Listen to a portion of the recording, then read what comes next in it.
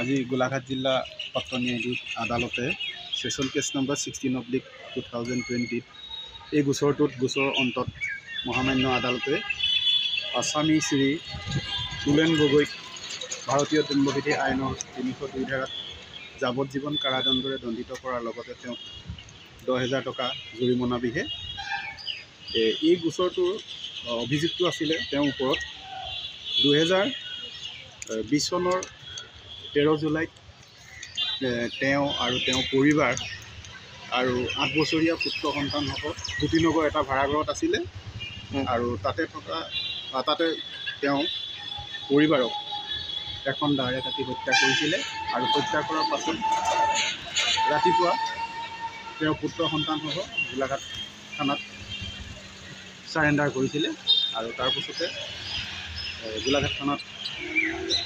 431/2020 গোচৰটো তেওঁৰ বিৰুদ্ধে ৰুজু হয়। এটা যাৱজ্জীৱন কাৰাদণ্ড হৈছে। আজি যাৱজ্জীৱন কাৰাদণ্ড দণ্ডিত কৰাৰ লগতে 10,000 টকা জৰিমনা দিয়ে।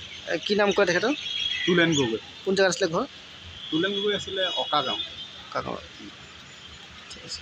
আৰু ঘটনাটো হৈছিলে জ্যোতিনগৰ। কোন চনত হৈছিলে ঘটনাটো?